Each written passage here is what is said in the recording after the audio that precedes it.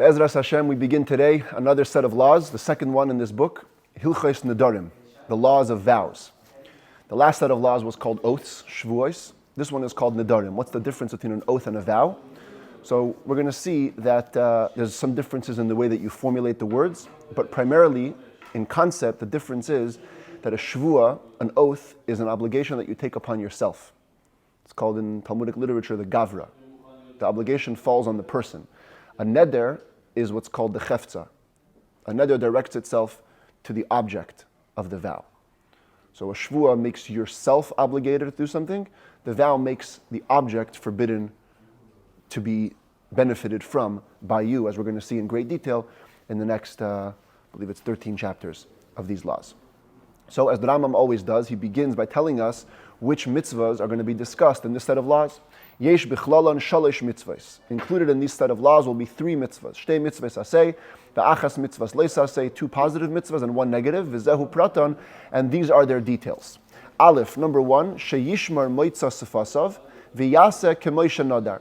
The mitzvah is for a person to watch that which leaves his lips and to do exactly as he promises. The Rambam over here is borrowing from the Torah, the verse, which we're going to see momentarily. I'll try to bring it up here on the screen. It says here on the top, you see, Moitzas vasecha tishmar, you should guard what comes out of your lips, v'asisa ka'asher nadarta, and do like what you promised. That's the Rambam's language here. Sheyishmar moitzas vasav, v'yasa kemoisha nadar. However, the Rambam is a halachic work, so we would expect him to be more concise. Why is he using a double expression? So the Rebbe once explained, and we're going to see it more as we study the actual chapters, that every vow has two parts. There's the words that you said, and then there's what you meant to say, or the content of your word. When it comes to vows, both are important. Both the words, the moitzas vasav, the words that came out of your lips, and also kemoisha nadar, the meaning of your vow. And the significance of these two concepts will become clearer as we study the actual chapters. Number two, beis, shelo yachil dvarei. There's a negative commandment, not to desecrate your word. Many times in Torah we have that concept, a positive and a negative expression for the same thing. Keep what you said, don't desecrate it. Gimel, sheyafer haneder oy hashvua. In certain circumstances, there's actually a mitzvah to cancel or to revoke certain vows or oaths. Zehu din hafaras nedarim hamefurish b'teira shebiksav. This is what's called the revocation, the cancellation of vows that is explicit in the Torah. We have a whole section in the beginning of Parshas Matos, towards the end of the fourth book of the Torah, that a father or a husband has jurisdiction to nullify vows made by his wife or by his daughter. So unlike when it comes to oaths, we had a whole chapter in the last set of laws talking about how a sage can release a person from an oath. That, the Rambam said, is not clear in the Torah. But this idea of hafaras nedarim, canceling vows, that is clear in the written Torah. Ubir mitzvahs elu b'prakim elu. The explanation of these three mitzvahs is coming in the following 13 chapters. So for about 2 weeks, we're going to be occupied with the laws of vows.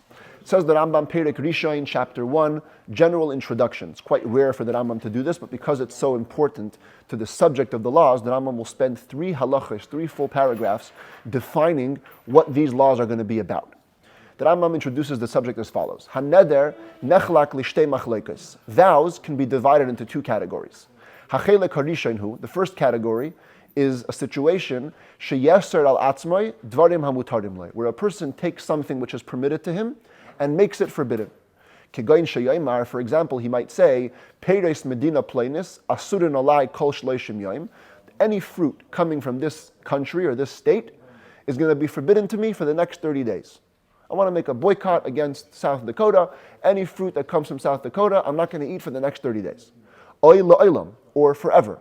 I'm so tired of the politics in this country. Any fruit that comes from this country is going to be forbidden to me forever.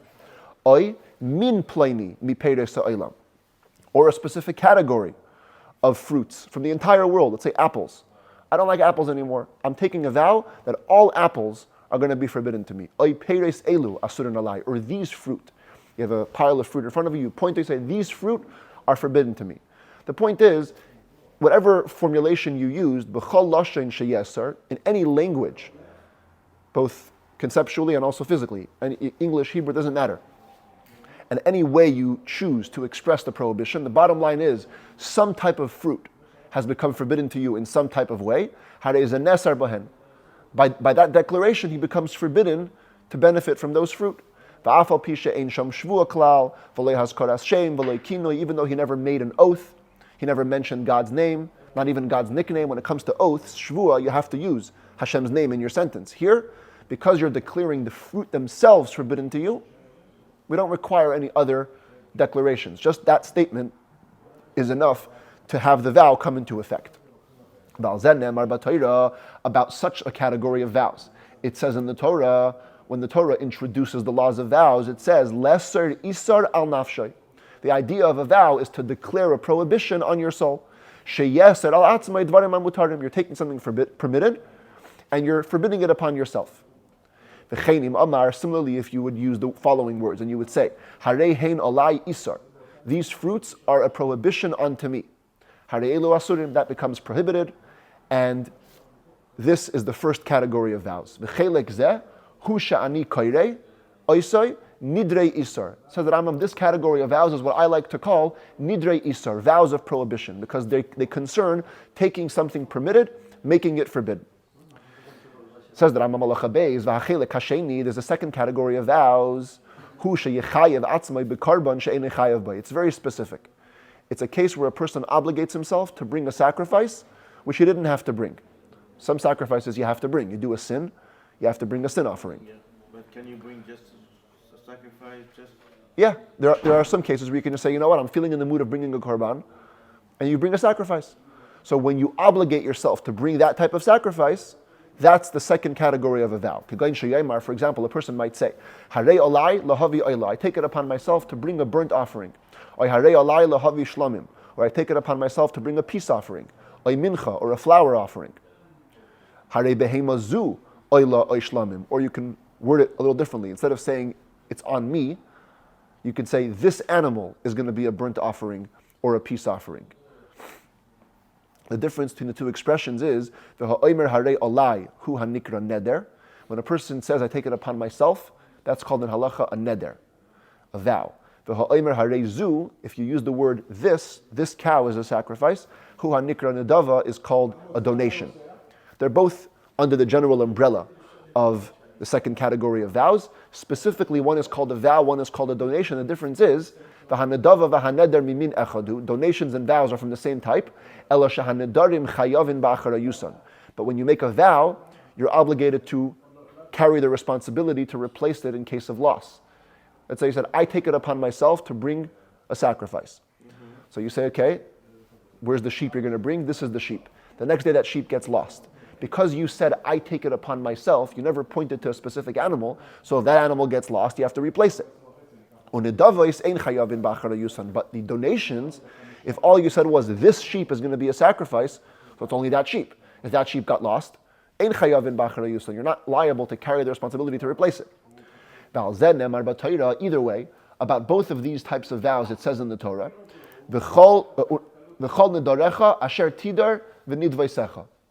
any vow that you make to promise, or a donation that you promise to bring as a sacrifice, you cannot eat it in your cities, you have to bring it to the temple. This verse is talking about the second category of vows. This category, Hushani Nidrei Hektish, says the Rambam, this category I like to call vows of consecration of holiness. So one type of vow concerns taking something permitted, making it forbidden. Second type of vow is very specific, creating the obligation to bring a sacrifice. Says the Rambam, you should know, as we head into these set of laws, the laws of the first category and its subject, that's what we're going to be talking about in these laws. Only the first category, nidrei isar, taking something permitted, making it forbidden. But the laws concerning vows of consecration and all the laws that apply to that, sacrifice stuff, they're all going to be explained in their proper place, not in this set of laws, but in the book dedicated to the laws of the temple service and sacrifices, the 8th book, the Hilchos Maseh HaKarbonos, in the laws that concern how to behave with sacrifices. So, just you should know there's two types of vows. We're only going to be discussing the first type. So, let's get into it. Halacha daled mitzvah saseh shel Torah.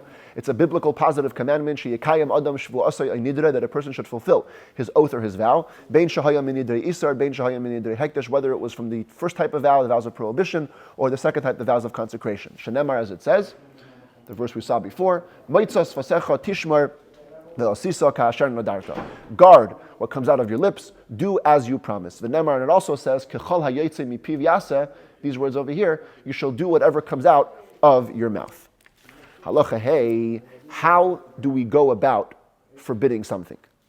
So the classic way, says the Rambam, is to literally declare that the fruit is forbidden. When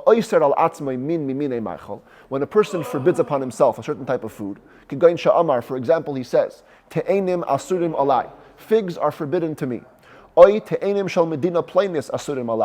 figs from a certain region are forbidden to me. California figs are forbidden to me. Or these figs, he's pointing to these figs, and he says, these figs are forbidden, anything like this expression. And then after he makes that vow, he then goes ahead and eats even the tiniest amount from those figs. He gets lashes biblically. As it says, Loi yachel devaroi. Where is that verse here? Lo yachel dvarei, the words in blue, you shall not desecrate your word. And he did. He said these figs are forbidden, and he desecrated his word. Usually, when it comes to the Torah law, in order to violate an eating prohibition, how much do you have to eat? An olive-sized portion, a kazayas. Here, because the declaration was that I'm making everything of it forbidden, that means even the smallest amount is forbidden. As the Rambam just says right now, she'ein la nedarim shir. Nedarim, vows, don't have a requisite amount. Shekol ha-neder midavar. When a person vows to abstain from something, that's like saying explicitly, I'm not going to eat even the slightest amount. Now, what if in your wording you use the word eating? Omar, if a person said, Achila mi peres medina plenis asurin alai, eating the fruits of this country is forbidden to me. Achila mi peres elu, or eating from these fruits is forbidden to me. Since you said the word achila, now you've defined the scope of your prohibition. You're only going to get lashes if you eat actually an olive-sized portion, because that's what's called eating according to Torah law. What if you included two fruits in an oath? You forbade yourself to eat figs, and you forbade yourself to eat grapes. Whether you formulated it in one oath or in two. Since both cases use the word eating, and both cases are under a vow, they can actually combine. If you eat an olive-sized portion combined of figs and grapes, you're going to be held liable. When it comes to oaths, we saw in the last set of laws that each one stands on its own. I'm not going to eat grapes, I'm not going to eat figs. If you eat half an olive-sized portion of figs, half an olive-sized portion of grapes, they don't combine. But for vows, they do. Anything like this, the same rules follow. Now, from here, for the bulk of this chapter, the Rambam is going to be talking about a variation of neder. Instead of saying that the fruit or the object is forbidden, what you do is you equate it to something else that's forbidden. You say, I want this piece of cake to be like X, Y, or Z. Now, it's going to be very, very crucial to see what you compared it to. And basically, the Rambam is going to tell us the following. If you compared it to something that's inherently forbidden, the vow doesn't work. Let's say you said, this cake is going to be like pork. It sounds like you made it forbidden, right? Pork is forbidden, the cake should also be forbidden. But since you don't have the power to make pork forbidden, pork is inherently forbidden, so you cannot attach something else to be like pork. But let's say you would say, I want this piece of cake to be like the sacrifice that I made in my backyard. So since that sacrifice you had the power to make, the sheep was permitted, till you made it into a sacrifice, you made the prohibition on that sheep, so now you can compare the piece of cake to that sheep. That's the way it works. If you want to equate one thing to another, it has to be something which is called davar hanadur, something which you could have made forbidden in the first place. So let's see it inside. It says the Rambam halacha zayin, ha'omer peres elu alai karban. A person says, I want these fruits to be, to me, a sacrifice. I want to consider them a sacrifice. Oisha amar harehin ki karban. Or you said, I want them to be like a sacrifice. Oisha amar lachaveirei. Or you told your friend, you know what, I never want to eat with you. And here's how I'm going to say it. Kol masha oichalimcha alai karban. Anything that I will potentially eat in your house is considered a sacrifice for me. Oy ki karban, or like a sacrifice. Oy harehin alai karban, or they are to me a sacrifice. Any variation of it. The point is, hare elu asurin alav. In all these cases, the fruit become forbidden to you. Because it's possible for a person to vow to bring a sacrifice, v'yasa behema shehoisa choil karban, and he'll take an animal which used to be mundane and make it into a sacrifice, v'tei aser, and it will become forbidden. So since you have the power to create the initial prohibition, you can attach the fruit to be like that sacrifice. Aval ha'omer, but if somebody were to say, Peres elu alai, I min plaini alai, I masha oichal in plaini alai, I consider these fruits, or I consider this type of fruit, or I consider whatever I'm going to eat with that guy, kibsar chazir, like pork meat, or I want it to be like an idol, or I want it to be like forbidden food, forbidden meat that wasn't properly slaughtered, meat that had a mortal wound. Actually, your vow means nothing, and those fruits are actually permitted. There's no vow. You don't have the power to make something which is not pork into pork. Since you couldn't create the initial prohibition of pork, you can't attach anything or equate anything to pork. This is the rule. When a person wants to convert something permitted into something forbidden, he has to ask himself, if that forbidden thing is something that he could create through a vow, so the second fruit that he wants to equate to those things become forbidden. But if you don't have the power to create that status through a vow, then the equation doesn't work and the fruit remain permitted. Let's take a look at some specific cases. It says that Rambam hachatas v'ha'asham, a sin offering or a guilt offering.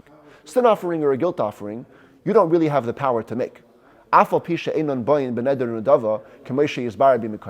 Even though technically they cannot be brought as a vow or as a donation, as will be explained, you only bring a sin offering if you did a sin. You can't just promise one day, hey, I'm going to bring a sin offering. So one would think that if you said, I want this cake to be like the sin offering, it wouldn't work, because the sin offering is something that you cannot make yourself do. Nevertheless, says the Rambam, there's one scenario where a person could make a vow that would cause him to bring a sin offering or a guilt offering. What is that? The Nazirite vow. If somebody makes a promise to become a Nazirite, he's going to grow his hair, not going to touch dead bodies, nor eat anything that comes from the vine, mevi chatas. At the end of his term, he has to bring a sin offering. V'im nitma, if he violates his term in the middle, becomes impure to a corpse, mevi asham, he has to bring a guilt offering, as will be explained. So here you have a scenario where there's a sin offering or a guilt offering being brought as a result of a vow. So technically that puts that in the category of you're able to control it. Lefichach, therefore, ha'omer, if somebody says, Peres elu alai kechatas oike asham, I want these fruits to be, to me, like a sin offering or a guilt offering. Oisha amar, or he says, harehin chatas or harehin asham, they are a sin offering, they are a guilt offering. Hare elu asurim, they are forbidden. Needless to say, if you compare fruit to a different type of sacrifice, which you do have full control over, but if somebody were to say, they should be a burnt offering, a peace offering, a flower offering, a thanksgiving offering, of course they're going to be forbidden, because all these sacrifices can be made by your own declaration of a vow or a donation. Yud Aleph Aval Ha'omer, but if somebody says, Peres elu alai kechalas aharena kitrum asay, I want these fruits to be like challah that belongs to Aaron, whenever you make a dough, separate the first piece of the dough as challah to the Kohen, or truma, every time you have a crop, 2% goes to the Kohen. Those things go into the category of things you have no control over. Hare elu mutardim, the fruits which you want to be like the challah or like the truma are actually permitted. She'ein sham derech lahavi elu b'neder unadava, there's no way to bring challah or truma by your own volition. It's an obligatory thing. You don't have the power to convert something into challah or truma, so you can't convert the fruit into being like the challah or truma. Yud Bey is ha'emer, if somebody says, alai, I want these fruits to be, for me, like kinoisar, kepigul, kebasar tameh shel kadashim, problematic sacrificial meat. Noisar means leftover meat, left past its proper time. Pigul means it was brought with improper intent. Basar tameh means it became impure, it touched something impure. Hare elu asurim. Even though you don't have the capacity to make these things happen, but what are they? They're sacrificial meat, and you could make a sacrifice. So therefore, the fruits will be forbidden. Shari asan kibsar karban nikol makom, because at any rate, you converted the fruit to be like a sacrifice, which a sacrifice you do have the power to make. Halacha Yud Gimel ha'omer harehin alai kemaster behema. I want the fruits to be like what's called the animal tithe. Every year, a person who had animals in his farm had to put them all into a pen, let them out one by one, and every 10th one he would mark with red paint, and it would be a sacrifice. But because that comes voluntarily, harei elu asurim, the vow works and the fruit are forbidden. Since the holiness of the animal tithe comes through human intervention. But if a person says, I want these fruit to be as holy as the firstborn animal, that's permitted. Because the firstborn's holiness doesn't come through human intervention. It's born firstborn, it's holy. And you can't even involve a firstborn animal in a vow. Shenemar, as it says, lo yakdish ish oisoi. When a person has a firstborn, he cannot make it consecrated. You cannot put your own levels of holiness onto it. It's holy by default. It's holy from its birth. And therefore, comparing fruit to the firstborn doesn't help. Halacha yudalid amar harehein alai kecherme shamayim. I want the fruits to be like things that are consecrated to heaven. We're going to have at the end of this book a whole set of laws called charamim. Cherem, certain type of category of consecration. The law of those consecrations is that they belong to the Kohanim. Like Truma, like Bikurim, they go to the Kohen. So because these are things that you can declare on your own volition, harei elu asurim, the fruits become forbidden. Shecher me'shamayim lebedek habayis, because things consecrated to heaven, I misspoke, they go to the temple treasury. They don't go to the altar, they go to the temple treasury, so therefore you have the power to make it, and so it becomes forbidden. Harehein alai, if somebody says, you know what, I want to compare these fruits, kitrumas halishka, like the half shekel coins that were given to the temple treasury every year. Kitmidim, I want them to be like a daily offering. Kadirim, like the pens, the storage rooms where things are kept. Ka'etzim, like the wood on the altar. Ka'ishim, like the fire on the altar. Kamizbeach, ke'echad mimishamshei hamizbeach. I want it to be like the altar itself, or like one of the accessories of the altar. Kigoin sha'amar, like a person would say, harehein alai kaya'im. I want this fruit to be like the shovels, kamizrakos, or the cups, kamizlagos, or the pitchforks that were used in the mizbeach service, v'chayotzim, and anything like that. V'cheina oimer, or if somebody says, harehein alai kahechol, I want the fruits to be like the temple, ki Yerushalayim, or like Jerusalem. All these expressions imply things that are related to sacrifices. And therefore, harei elu asurim, all the vows take effect and the fruit becomes forbidden. V'afal pishalei hizkir shem karban, even though in all these scenarios you didn't mention the word sacrifice. Shekol dvarim elu inyanam ke'omer harehin alai karban, because the topic, the meaning of all these things is, I want them to be like a sacrifice. Halacha tezvav, haya lefonav besar kodesh. A person has in front of him sacrificial meat. Afilu haya besar shlamim achar zrikas damim. Even if it's meat from a peace offering, after the blood has been sprinkled, every sacrifice was first slaughtered, and some of its blood was sprinkled on the mizbeach. Once a peace offering's blood is sprinkled, shehu mutar lezarim, it becomes permitted to all people. But nevertheless, it's in the category of sacrificial meat. So if you have sacrificial meat in front of you, and you have another steak, v'amar, and you say, harehein alai kebasar zeh, I want this fruit or this steak to be like this meat, this sacrificial meat, harei elu asurim, they are forbidden. Because even though right now this sacrificial meat might be permitted for you to eat, what you meant was to convey onto the other fruit the status of the fundamental element of this meat, which is sacrificial, and therefore it's forbidden. But if what's sitting in front of you is not sacrificial meat regularly, meat from a firstborn animal, if it's before the blood was sprinkled, when the meat is actually forbidden, and the fruit that you compare it to is forbidden. But if it's after the blood was sprinkled, it's already permitted. So comparing fruit to that is basically comparing something permitted, it's all permitted. Halacha tezayin. The Rambam gives us a principle that we had also when it comes to oaths. There are places where people are dyslexic, they're inarticulate. They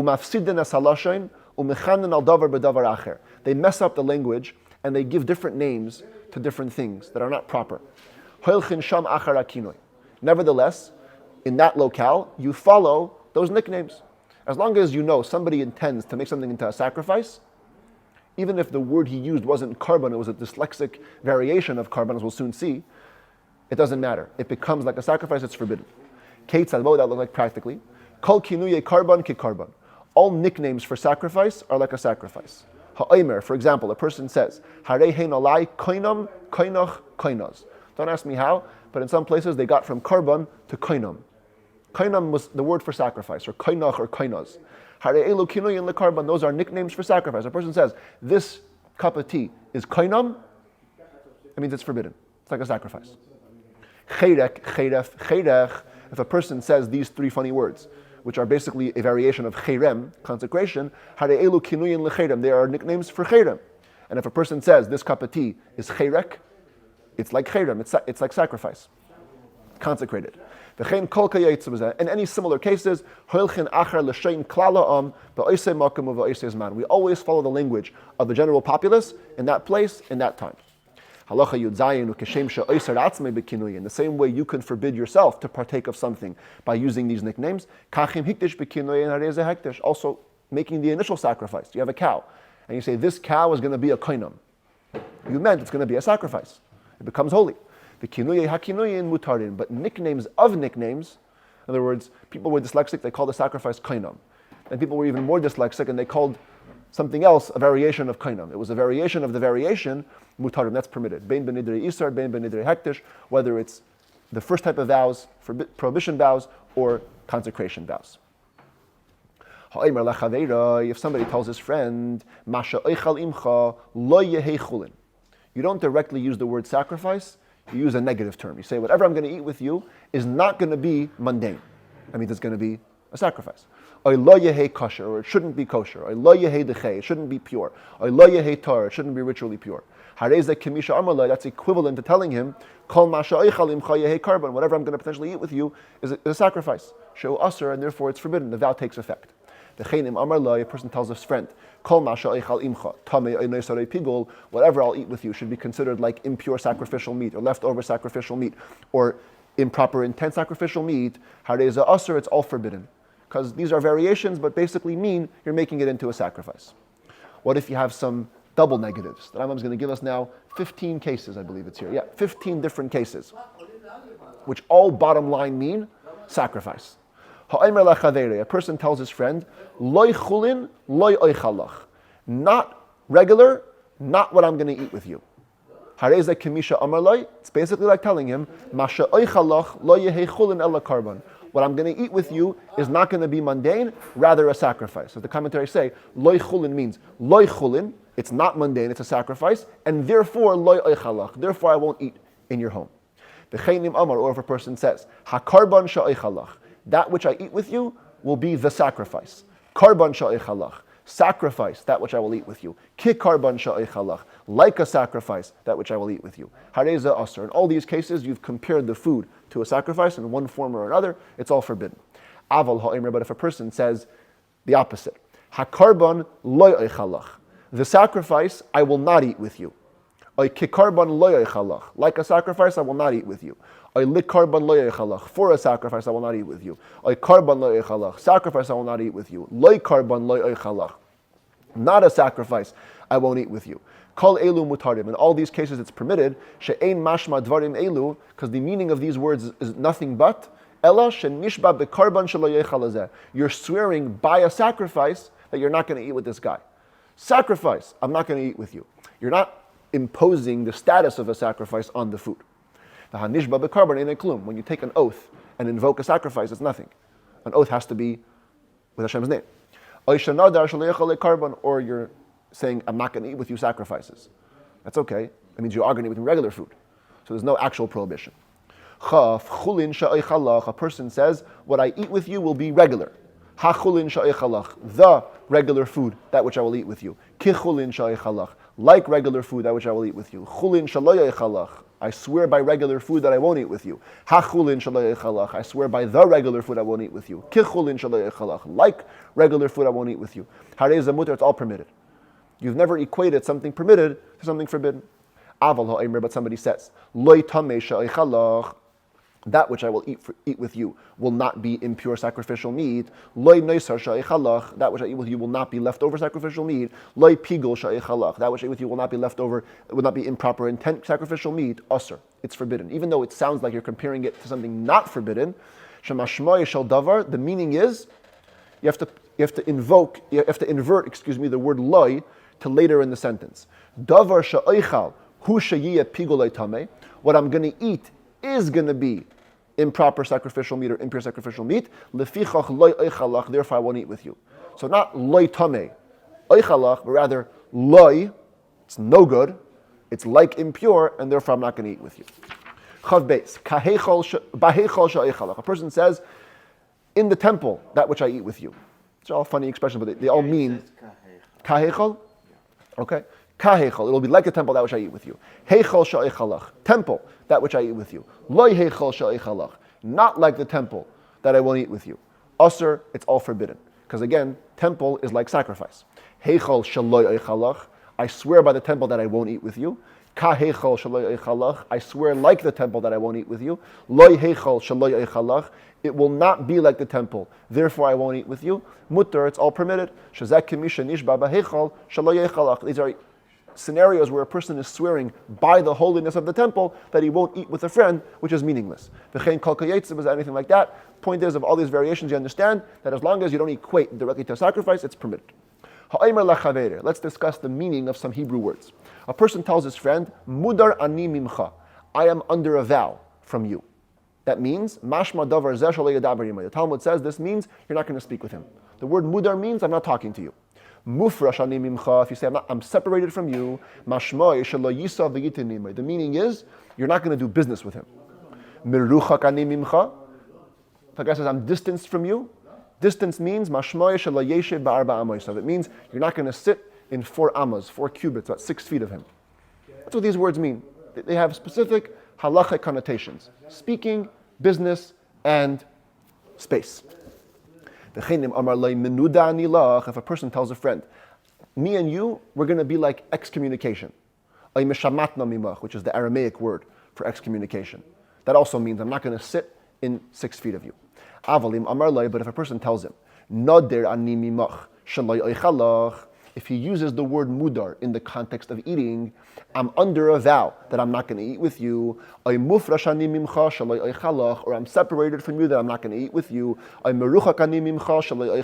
I'm distanced from you that I'm not going to eat with you. Since you clearly added the word eating to these Hebrew words, even though in general these words have other connotations, in this scenario you'll be forbidden to eat because you clearly said eating. Separated concerning eating.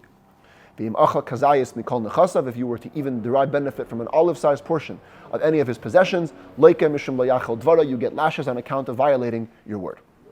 If a person tells a friend, I'm in excommunication with you insofar as eating is concerned.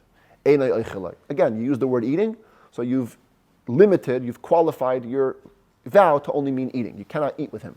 If you did, you don't get lashes though, because typically excommunication means space-wise, not eating. If a person says a funny word, it's a kind of a weird combination. It has a connotation of I'm distanced from you, and also excommunication. It carries a more general terminology. You cannot have any benefit from that person's possession. A person tells a friend the following formulation.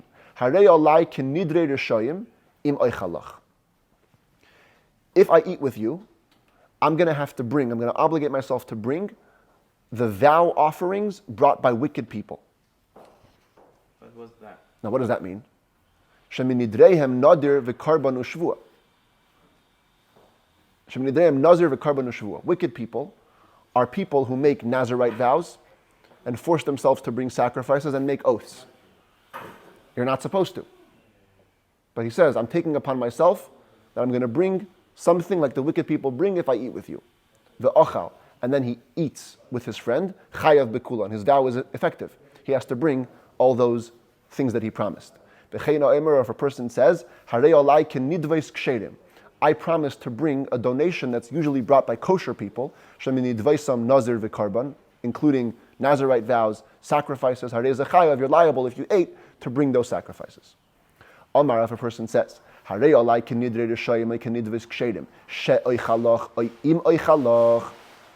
promise to bring these sacrifices of the wicked or of the kosher, that I eat with you, or if I eat with you, then it's forbidden.